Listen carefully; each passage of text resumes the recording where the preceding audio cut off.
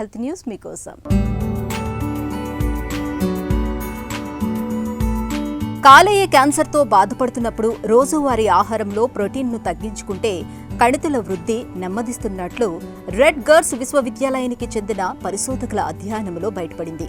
సాధారణంగా మనం తీసుకునే ప్రోటీన్ విచ్ఛిన్నమైనప్పుడు పుట్టుకొచ్చే అమోనియా అనే రసాయనాన్ని కాలేయం విడగొడుతుంది. ఇది యూరియాగా మారి మూత్రం ద్వారా బయటకొచ్చేస్తుంది. అయితే కాలేయం దెబ్బతిన్నప్పుడు అమోనియాను విడగొట్టే ప్రక్రియ సజావుగా సాగదు. దీంతో బయటకు వెళ్లకుండా కాలేయంలో, రక్తంలో పెద్ద మొత్తంలో పోగుపడుతుంది. దీన్ని కణితి కణాలు అమ్మోనియా ఆమ్లాలు, న్యూక్లియోటైడ్లుగా మార్చుకుంటాయి. ఇవి DNA కణాల విభజనకు అత్యవసరం. వీటి సాయంతోనే కణితి కణాలు వేగంగా వృద్ధి చెందుతాయి. అంటే ఆహారంలో ప్రోటీన్ను తగ్గించుకోవడం ద్వారా కాలేయ క్యాన్సర్ త్వరగా ముదరకుండా చూసుకోవచ్చన్నమాట.